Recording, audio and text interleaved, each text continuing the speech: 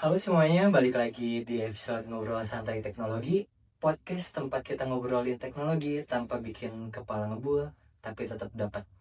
Oh, gitu momennya. Gue Raden dan di episode 2 kali ini, hari ini kita bakalan bahas algoritma yang namanya kedengeran kayak judul skripsi yang bikin keringat dingin, yaitu Brains and Bone. Tapi tenang, kalau kalian pernah milih rute paling cepat biar nggak telat, terus milih barang promo tapi budget terbatas, atau milih kelas yang dosennya asik tapi jadwalnya nyambung. Kalian sebenarnya sudah pakai logika yang mirip Brains and Bone dalam hidup. Karena intinya gimana caranya nemuin yang terbaik tanpa nyoba semua pilihan.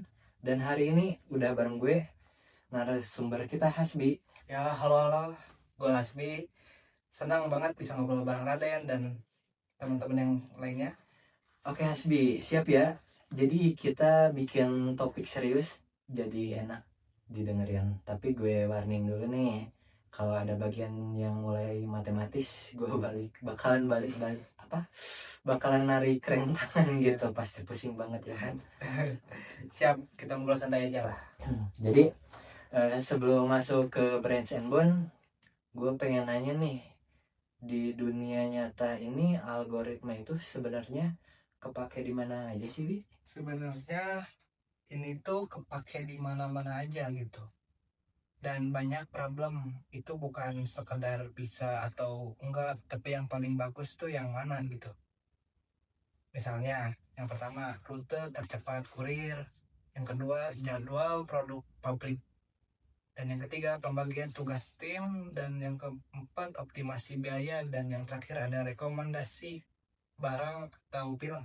Jadi kayak bukan cuma selesai gitu, tapi selesai yang paling optimal. Betul, tapi makin banyak pilihan ya, kombinasi jawaban bisa meledak gitu kalau banyak pilihan lah.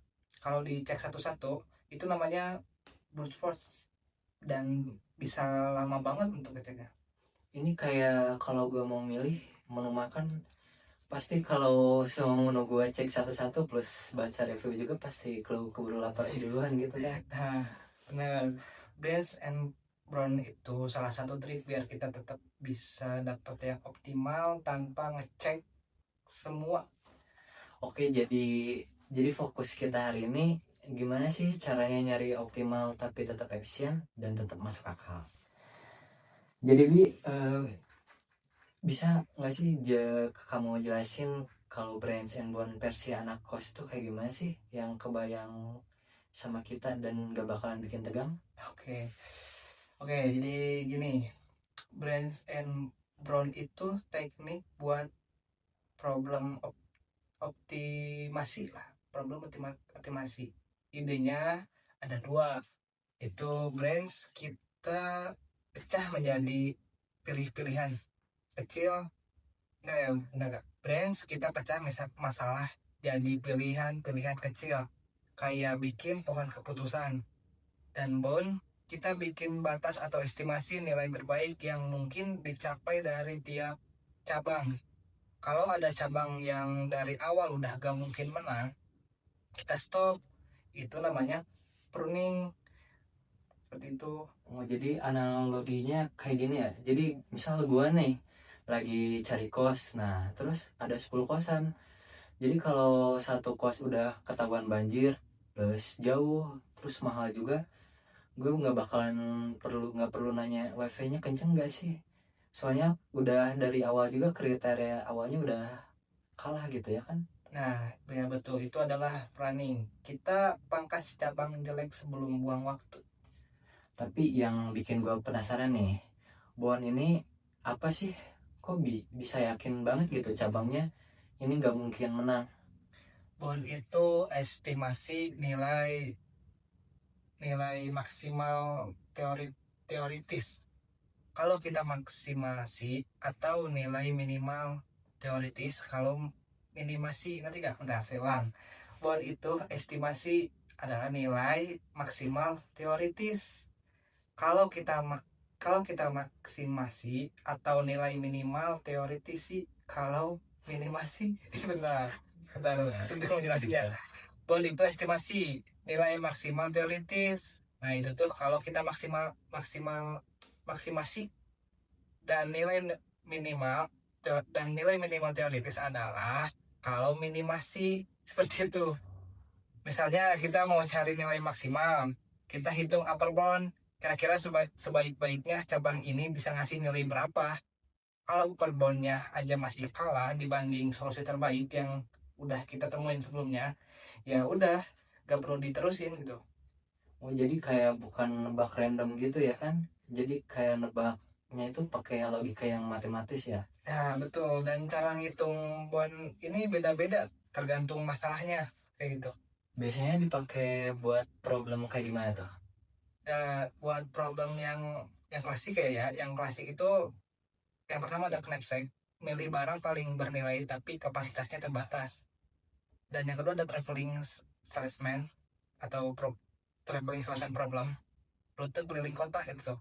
Yang ketiga ada penjadwalan yaitu job scheduling, dan yang terakhir banyak kasus yang kombinatorial dan integer lah, pokoknya banyak. Kalau soal cari jalan nih, dia nyari cabang yang mana dulu sih? Random aja atau kayak gimana? Dia tuh mempunyai strategi eksplorasi. Yang pertama ada deep first search atau DFS, nyelam satu jalur dulu sebelum mentok. Jadi nyelam dulu sebelum mentok mah itu gak akan kembali lagi, bakal nyelam terus sebelum mentok. Enaknya itu hemat memori, cepat dapat solusi awal. Dan yang kedua ada disperse, selalu pilih node yang goalnya itu paling menjanjikan, biasanya lebih cepat ke optimal, tapi butuh struktur data kayak priority QQ dan memori lebih gitu teh. Jadi base first itu kayak eh, mana sih yang peluangnya menangnya paling tinggi gitu kan? Jadi yang gue dahuluin. Nah iya, dan satu lagi yang sering ngebantu itu solusi awal kita. Kalau kita cepat dapat solusi awal yang bagus, perannya juga jadi makin kuat gitu. Karena solusi awal itu jadi nilai patokan gitu kan. Jadi kalau patokannya makin tinggi, banyak cabang lain yang langsung gugur. Nah iya seperti itu. Oke, gue rasa pendengar udah mulai kebayang nih. Tapi kita bakalan bikin gak cuma konsep, kita bakalan masuk ke contoh yang ringan. Kita bikin contoh deh problem knapsack yang kamu sebutin tadi nih. Ceritanya kamu punya tas kapasitas 10 kg. Nah, di situ ada barang A, B, C, D. Jadi barang A beratnya 6, nilainya 30. Barang B beratnya 3, nilainya 14. Barang C beratnya 4 kg, nilainya 16. Dan barang D yang terakhir beratnya 2 kg, nilainya 9. Terus nilai maksimalnya tuh total targetnya kurang dari 10. Nah, kalau brute force kita coba semua kombinasi barang. Jadi Hasbi maksudnya gimana nih? Yang pertama, pastinya kita bikin dulu pohon keputusan. Untuk setiap barang itu yang tadi disebutin, pilih atau tidak pilih. Di tiap node kita punya yang pertama ada namanya berat yang sudah kepake.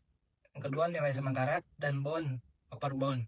Dari kemungkinan maksimal yang bisa dicapai kalau kita lanjut. Nah, bondnya itu dihitungnya kayak gimana sih? Untuk knapsack ya tentu ya. Untuk knapsack, bond yang populer itu pakai relaksasi. Anggap barang boleh diambil sebagian atau functional knapsack itu namanya. Walau aslinya itu ya gak boleh setengah barang, tapi buat ngitung batas mah boleh. Oh, jadi kayak kita nyontek dunia ideal ya kan, buat ngitung batas maksimal. Ya iya, tujuannya bukan solusi final, tapi ya cuma batas. Misalnya ini kita urutkan barang berdasarkan rasio nilai per barang. Barang A, pertama barang A 30 per 6 kilo sama dengan 5 ya. Barang kedua B 14 per 3 sama dengan 4,67, dan C 16 per 4 sama dengan 4, D 9 per 2 kilo ya, sama dengan 4,5 urutannya kira-kira A 5, B 4,67, dan D 4,5, dan C itu di 4 ya tadi teh. Berarti dari nol tertentu kita isi sisa kapasitas dengan urutan rasio terbaik, termasuk boleh setengah barang terakhir. Oke, jadi kalau cabang ambil A nih, misalnya bonnya dihitung dari nilai A plus ini sisa kapasitas dengan barang rasio yang terbaik. Nah, iya, betul sekali. Lalu selama jalan kita sampai disimpan di bis so far, solusi terbaik yang sudah ketemu sejauh ini, kalau ketemu cabang dengan bond bis so far, kita prune. Oh, berarti kalau gua udah nemu kombinasi nilai 55 nih, terus ada cabang bonnya maksimalnya cuma 48. Jadi ya udah langsung skip aja gitu, nggak usah lanjut. Kalau seperti itu ya persis ya, sama seperti itu, sama ya. Yang bikin branch and bond berasa banget itu kita bukan makin pinter karena ngecek semua, tapi karena pinter berhenti. Benar tuh, itu tagline bagus itu tadi. Oke. Jadi itu knapsack ya. Tapi pendengar kadang suka nanya nih, ini bukannya jadi perakiraan doang. Jawabannya enggak, karena pruningnya aman. Nah. Terus kalau bondnya juga dibuat benar, kita nggak akan buat cabang yang sebenarnya bisa menang. Ya, kunci bond harus valid. Upper bond benar-benar paling mentoknya. Itu. Biar nggak knapsack doang nih, kita bakalan kasih contoh kedua yang deket sama kehidupan mahasiswa. Misalnya ada 4 tugas. Nah, di sini ada tugas 1, tugas 2, tugas 3, dan tugas 4. Masing-masing punya durasi dan deadline. Targetnya minimalin total keterlambatan. Jadi kalau semua urutannya dicoba, itu 4 lebih sama dengan 24 gitu ya. Kalau misal 10 tugas, jadi 10 ya udah. Mungkin branch and bond ini bisa ngebantunya kayak gimana sih? Kita bikin branch ya. Tiap langkah kita pilih tugas mana yang dikerjain dulu. Contohnya menyimpan urutan sementara plus ditambah nilai biaya. Misalnya total telat sementara. Bondnya estimasi paling kecil keterlambatan yang mungkin dicapai. Kalau sisa tugas disusun seoptimal mungkin, itu bisa pakai relaksi atau heuristik cepat. Kalau dari satu urutan sementara keterlambatannya itu udah besar dan minimal, teoritisnya aja masih lebih buruk dari bisofar, ya prune lah. Ini kayak gue nyusun jadwal kuliah ya kan. Iya, Kalau jam pertama udah bentrok gitu, bikin gue pasti telat 1 jam. Ngapain terusin kan? iya, betul banget seperti itu. Dan ini mungkin relevan juga di industri ya. Ya, Kayak scheduling mesin pabrik, jadwal shift, terus jadwal pengiriman juga. ya betul sekali. Banyak optimization problem di dunia nyata bentuknya itu mirip penjadwalan. Sekarang tantangan nih, implementasi branch and bond ini kendalanya apa sih? Yang sering kejadian itu, yang pertama itu ada yang sering banget itu adalah bondnya jelek, runningnya sedikit, performanya mirip brute force, dan yang kedua ada cabang si cabangnya itu kebanyakan, tetap berjalan kalau problemnya super besar. Dan yang ketiga ada strategi eksploitasi, itu mempengaruhi waktu dan memori. Dan yang keempat ada bug di bond, yaitu kalau bond salah bisa prune cabang yang harusnya itu memang solusi jadi gak optimal solusinya itu. Ini tuh paling fatal gitu. Oke, jadi ini penting banget ya. Jadi kalau bondnya salah, bukan cuma lambat tapi bikin salah jawab gitu kan. Nah, iya betul. Terus solusinya gimana tuh? Untuk solusinya yang pertama itu pakai bond yang lebih ketat, yang lebih mendekati relatif lah ya, biar planningnya banyak. Dan yang kedua pakai heuristik buat cepat, dan juga solusi awalnya itu yang bagus tuh. Dan yang ketiga pilih strategi yang saya saranin. Strategi pertama memori terbatas pakai DFS. Yang kedua, misal kalau ingin cepat ke optimal dan memori cukup pakai BISPERS. dan selalu tes di problem kecil untuk validasi. Berarti kuncinya bukan cuma pakai branch and bond gitu ya, tapi bond itu yang paling benar dan pencatatan stepnya juga rapih. Oke, kita udah masuk segmen pura-pura ada pertanyaan pendengar ya, Bi. Gas. Bang, kalau ada branch and bond itu kok mirip backtracking sih? Mirip mirip karena sama-sama bikin poin keputusan gitu tuh. Cuma ada bedanya backtracking prone karena melanggar atau constraining, sedangkan branch and bond prone karena gak mungkin ngalahin yang terbaik gitu. Beda gitu ya.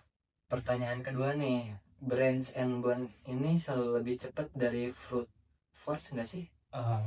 Nggak selalu sih. Kalau bondnya lemah, runningnya dikit, bisa hampir sama lambatnya. Lanjut pertanyaan ketiga ya.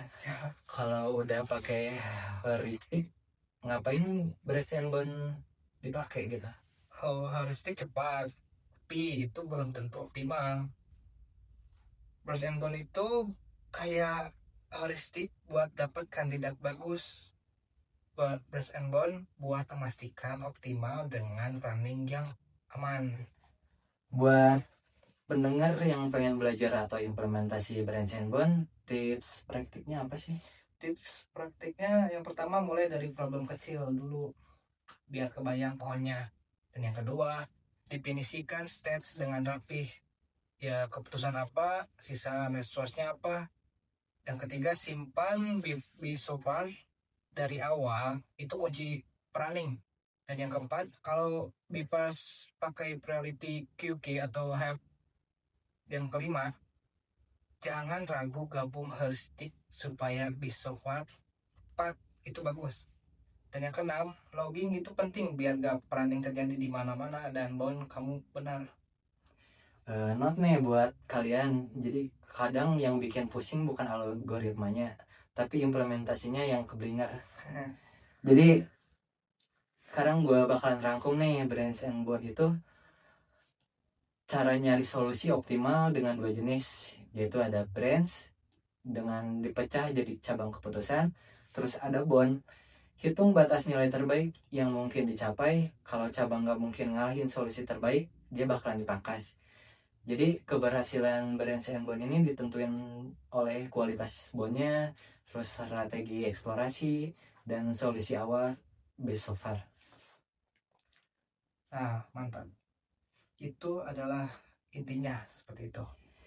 Udah gak kerasa mungkin udah di penghujung acara. Hasbi, makasih banget nih udah ngobrol santai tapi tetap nendang. Iya, sama-sama, dan semoga pendengar jadi kebayang dan gak takut dulu sama namanya gitu ya. Nih buat teman-teman yang dengerin sampai akhir, terima kasih banget. Kalau kalian suka bahasan kayak gini, jangan lupa follow podcast ini. Jangan lupa juga share ke teman-teman yang lagi belajar algoritma, biar belajarnya nggak sendirian. Dan kalau kalian pengen episode berikutnya bahas yang tetanggaan nih sama ini, misalnya dynamic programming versus branch and bond, atau Astar buat pencarian rute drop request kalian. Sampai ketemu di episode berikutnya di Ngobrol Santai Teknologi. Saya Raden. Dan saya Hasbi. Pamit undur diri. Terima kasih. Bye-bye.